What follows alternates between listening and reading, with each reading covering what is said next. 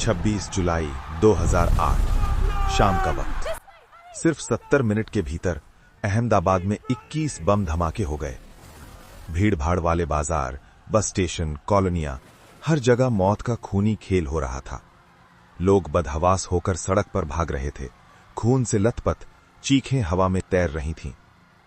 जैसे जैसे घायल लोग अस्पताल पहुंचने लगे, तभी आतंक का चेहरा और भी शैतानी हो उठा। जब सिविल हॉस्पिटल के इमरजेंसी गेट पर, जहां शहर में हुए धमाकों के बाद घायल आ रहे थे, एक और विस्फोट हुआ। वो धमाका नहीं, बल्कि किसी शैतान का सबसे शैतानी रूप था। पहले शहर में सीरियल ब्लास्ट, फिर अस्पताल में आ रहे घायल लोगों को भी मारने की योजना। ये हैवानियत जिस शैतान ने प्लान की थी, उसका नाम था यासीन भटकल। लेकिन यासीन की कहानी की शुरुआत कर्नाटक के तटीय इलाके के एक छोटे से गांव भटकल से होती है। वहीं से यासीन और उसके बड़े भाई रियाज भटकल के भीतर कट्टरपंथ का बीज बोया गया। बचपन में सांप्रदायिक तनाव, स्थानीय कट्टर समूहों का प्रभाव और इंटरनेट पर फैलती नफरत, इन सब ने मिलकर उनके भीतर एक ऐसी सोच पैदा की जिसे बाद में आतंकी संगठनों ने हथियार की तरह इस्तेमाल किया। किशोर अवस्था में ही रियाज कट्टरपंथी फोरमों में गहराई तक उतर चुका था और यासीन धीरे धीरे उसी साये में ढल रहा था। इसी दौरान पाकिस्तान की खुफिया एजेंसी ISI ने एक नया गेम प्लान तैयार किया, कराची प्रोजेक्ट।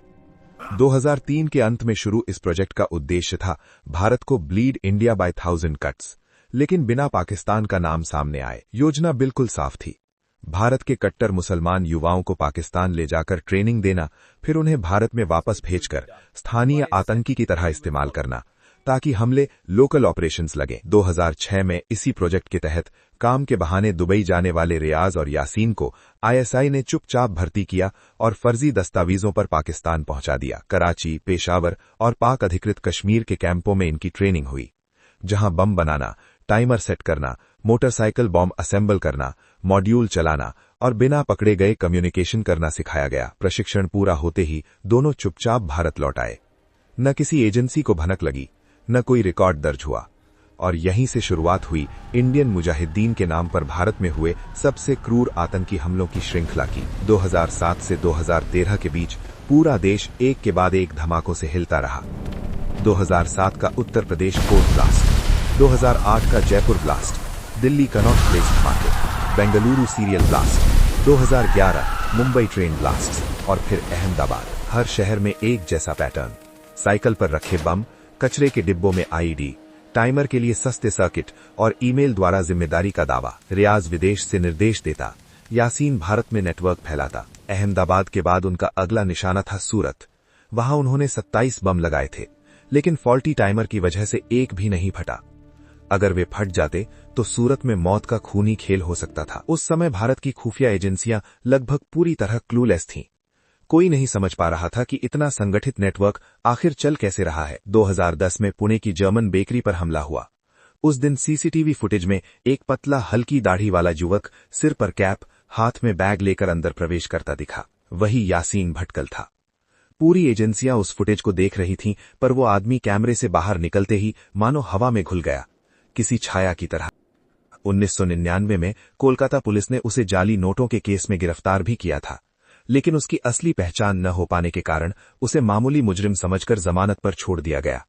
ये सुरक्षा एजेंसियों की बहुत बड़ी चूक साबित हुई। नवंबर 2011 में चेन्नई के एक ठिकाने पर IB की टीम पहुंची, लेकिन यासीन वहां से ठीक 30 मिनट पहले भाग निकला था।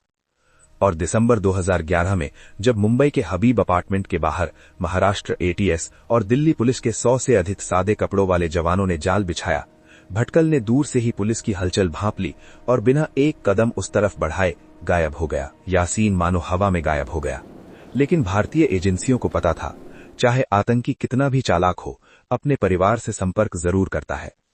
उसकी पत्नी और रिश्तेदारों के फोन और हर बैंक ट्रांजैक्शन पर निगरानी लगाई गई। कई साल बाद 2013 के अगस्त महीने में रॉ और दिल्ली पुलिस की स्पेशल सेल को पहला पुख्ता सुराग मिला। ईद से ठीक पहले यासीन ने नेपाल से कर्नाटक में अपने रिश्तेदारों और दिल्ली में अपनी पत्नी को 20 सेकंड की कॉल की थी। भारत में किसी को इतने साल बाद उसने पहली बार फोन किया था। ये उसकी सबसे बड़ी गलती थी। दूसरी गलती तब हुई जब उसने अपनी पत्नी को $1000 हवालगी से भेजे। पैसा सीधे नेपाल के पोखरा तक ट्रैक कर लिया गया। तीसरा सुराग आया ह्यूमन इंटेलिजेंस से। नेपाल में रॉ के एक विश्वसनीय ह्यूमन एसेट ने बताया कि पोखरा में एक व्यक्ति यूनानी डॉक्टर के नाम से काम कर रहा था, जो अपना नाम बताता था डॉक्टर यूसुफ। वो क्लीन शेवन था, लेकिन शक गहराया। एक अंडरकवर एजेंट मरीज बनकर उससे मिलने गया और बातचीत के दौरान मोबाइल छिपाकर उसकी आवाज रिकॉर्ड कर ली। रिकॉर्डिंग भारत भेजी गई और विश्लेषण में दक्षिण कर्नाटक का वही खास एक्सेंट सामने आया। आईबी और रॉ अधिकारियों के कान खड़े हो गए। ये यासीन भटकल ही था। अंडरकवर टीम ने उसकी पहचान की पुष्टि की। मरीज बनकर उसके पास गए अधिकारियों ने उसके चेहरे पर हल्का निशान, माथे पर पुराना दाग और दांतों की बनावट सब कुछ नोट किया। उसी दौरान पकड़े गए तातंकी टुंडा और अन्य आरोपियों ने भी संकेत दिया था कि यासीन नेपाल बॉर्डर के पास छिपा है। इसके बाद ऑपरेशन तुरंत शुरू किया गया। 28 अगस्त 2013 की रात पोखरा की अंधेरी सड़क पर दो भारतीय अधिकारी चुपचाप खड़े थे। उनकी निगाह एक छोटी क्लिनिक के दरवाजे पर टिकी थी। जैसे ही वो व्यक्ति बाहर निकला, उसे पल भर में काबू कर लिया गया। वो इतने सदमे में था कि बोल भी नहीं पाया। पहचान पुख्ता होने के बाद उसे बिना किसी शोर शराबे के भारत की सीमा तक लाया गया और अगले दिन दुनिया ने सुना, भारत ने इंडियन मुजाहिदीन के दिमाग यासीन भटकल को पकड़ लिया है। इस गिरफ्तारी ने भारत में कई बड़े संभावित आतंकों को रोका। उसके मोबाइल, लैपटॉप और पूछताछ से पता चला कि आने वाले महीनों में मुंबई, बेंगलुरु और दिल्ली में बड़े हमलों की तैयारी थी। यासीन की गिरफ्तारी ने इंडियन मुजाहिदीन के नेटवर्क की कमर तोड़ दी। आखिरकार ये कहानी सिर्फ एक आतंकी की गिरफ्तारी की नहीं, ये उस इस्लामिक आतंकवाद की कहानी है जिससे भारत सालों तक जूझता रहा। कराची प्रोजेक्ट, स्थानीय मॉड्यूल और प्रशिक्षित कट्टर नेटवर्क, ये सिर्फ हथियारों की नहीं बल्कि विचारधारा की लड़ाई थी। लेकिन जैसे अहमदाबाद के घायल लोग अस्पताल में एक दूसरे का हाथ थामे खड़े थे, वैसे ही भारत ने भी इन हमलों के सामने घुटने टेकने से इनकार कर दिया। और अंत में यासीन भटकल की गिरफ्तारी ये याद दिलाती है कि चाहे आतंकी कितना भी शातिर हो, एक छोटी सी गलती, एक फोन कॉल, एक मनी ट्रांसफर उसके पूरे साम्राज्य को ढहा सकती है। और ये भी कि रॉ, भारतीय पुलिस और अंडरकवर एजेंट्स की सूझबूझ ने ऐसे कई हमलों को रोका जिनसे देश फिर कभी नहीं उभर पाता।